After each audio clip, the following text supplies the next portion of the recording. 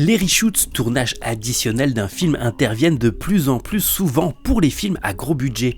Souvent considérés comme un moyen de sauver la production d'un bid annoncé, ils sont en fait plus subtils et positifs qu'on ne le pense.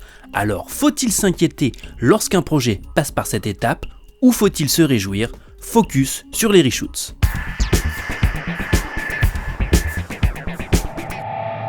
Tout d'abord, revenons à la construction d'un film.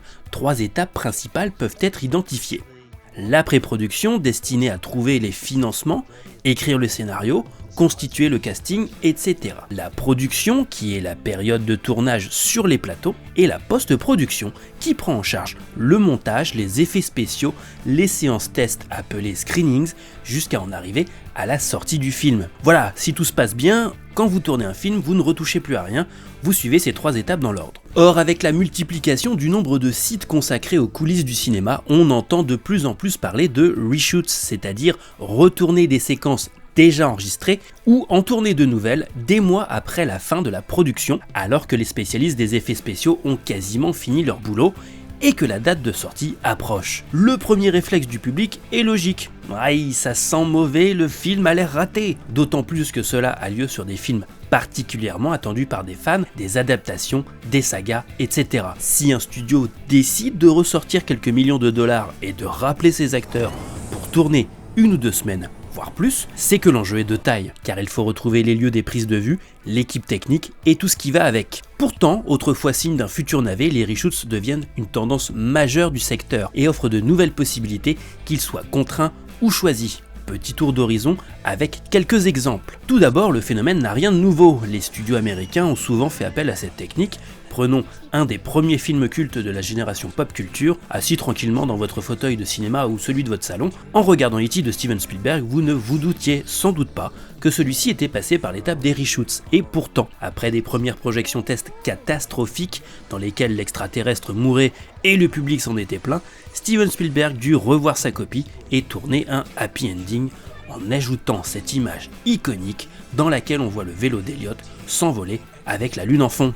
Les super-héros ont souvent connu des reshoots et ce dès leurs premières apparitions au cinéma. Superman 2 a ainsi fait l'objet de reshoots à cause d'une production particulière de la part de Warner Bros. Le studio avait à l'origine tourné les 2 premiers films ensemble. Lorsque la sortie du premier fut un succès, elle accorda des reshoots pour densifier le 2e film. Problème, ni le réalisateur Richard Donner, ni les acteurs Marlon Brando et Gene Hackman ne voulaient revenir. Le réalisateur Richard Lester reprit donc le projet et tourna quasiment un tout nouveau film, redistribuant les répliques de Lex Luthor et Jor-El sur d'autres personnages. Qu'en est-il quand un reshoot sauve un film et le rend culte auprès de toute une génération? C'est pourtant bien ce qui est arrivé avec Retour vers le futur. Alors que le réalisateur Robert Zemeckis avait flashé pour Michael J. Fox dans le rôle principal, l'acteur était déjà pris par la série Sacrée Famille et il ne pouvait libérer son agenda. Eric Stoltz fut ainsi choisi pour le remplacer. Au bout de plusieurs semaines de tournage et alors que le film était quasiment bouclé, une projection privée entre le réalisateur et les producteurs livra son verdict. Eric Stoltz était beaucoup trop dramatique et pas assez comique.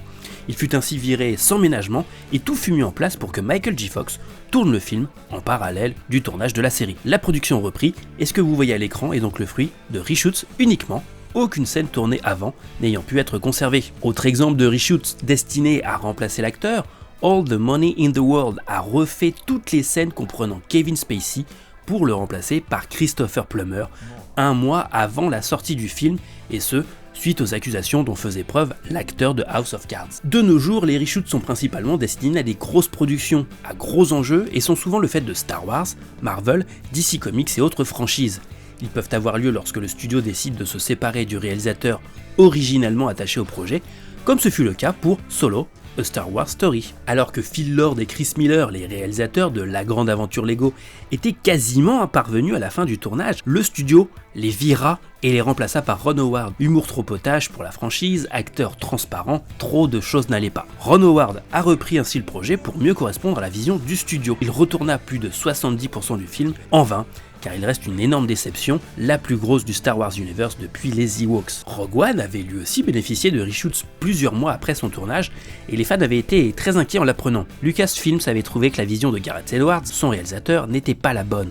Elle décida donc d'appeler le réalisateur Tony Gilroy pour corriger le scénario, mais également le tournage. Du côté du DC Extended Universe, les reshoots ont eu beaucoup d'importance sur Justice League et Suicide Squad. C'est suite au carton des Gardiens de la Galaxie notamment que Warner Bros s'est rendu compte que l'humour pouvait très bien entrer dans les films de super-héros. Le studio décida alors de changer totalement le ton sombre de son univers, inspiré par Batman, pour aller vers un objet fun. La différence s'est vue entre les deux bandes annonces aux couleurs et au ton résolument différents. Pour se prévaloir de ce problème, Warner a confié Suicide Squad 2 directement au réalisateur des Gardiens de la Galaxie, James Gunn.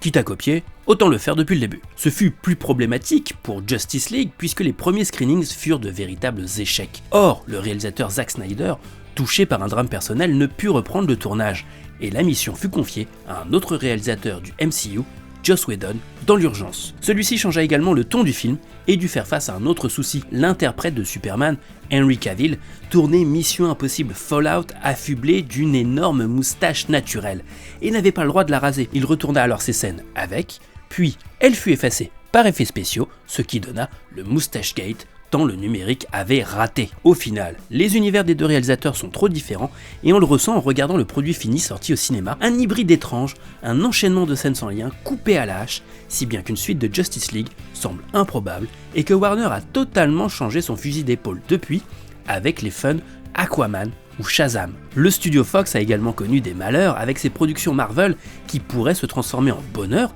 grâce aux reshoots. À propos de X-Men Dark Phoenix, le film a connu tant de reshoots que sa sortie a été repoussée de plus d'1 an par 2 fois. D'abord pour changer le scénario, mais également parce qu'il reposait sur les épaules d'une Sophie Turner apparemment pas assez charismatique pour le rôle principal. Et finalement, parce que Disney a racheté le studio Fox et que les personnages connaissent donc officiellement leur dernière aventure sous les traits de ces acteurs, avant d'être intégrés au MCU. Au final, les dernières projections semblent avoir convaincu les observateurs et alors que tout le monde craignait un flop, le film devrait sauver les meubles lors de sa sortie en juin 2019. Mais s'il y a bien un champion des reshoots, c'est Marvel Studios.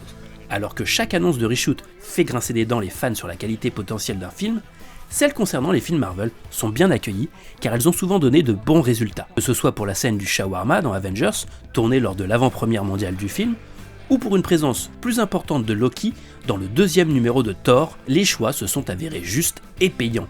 Les reshoots servent aussi régulièrement à tourner les fameuses scènes post-génériques des pépites que les fans adorent. Si bien que lorsque des reshoots ont été annoncés pour Avengers Endgame en octobre 2018 et en janvier 2019, aucune panique ne s'est faite sentir. En voyant le produit fini, les fans ne peuvent vraiment savoir à quel moment de l'intrigue ces reshoots ont eu lieu, impliquant principalement Hawkeye et les Gardiens de la Galaxie. Certains studios peuvent même repousser la date de sortie d'un film de près d'1 an pour des reshoots. Le film de Doug Liman, Chaos Walking, avec Tom Holland et Daisy Ridley, devait ainsi sortir en mars 2019, tourné 1 an plus tôt. Mais ces reshoots n'ont eu lieu qu'en avril 2019 à cause de l'engagement de ces stars sur respectivement Spider-Man Far From Home et Star Wars numéro 9. Bref, il n'y a plus à avoir peur des reshoots qui deviennent une pratique courante à Hollywood. On parle de 9 films sur 10 concernés, offrant la possibilité de corriger ou compléter une intrigue ou confirmer la vision d'un réalisateur ou d'un studio. Il n'empêche cependant pas certains bids, comme pour le dernier Fantastic Four, réalisé par Josh Trank. Si le projet est vraiment maudit et mal conduit depuis le départ, vous n'y pouvez rien. Quel est pour vous le film qui a le mieux utilisé les reshoots, celui pour qui c'est devenu une catastrophe? Dites-le dans les commentaires, partagez la vidéo et abonnez-vous à notre chaîne pour découvrir nos prochains reportages.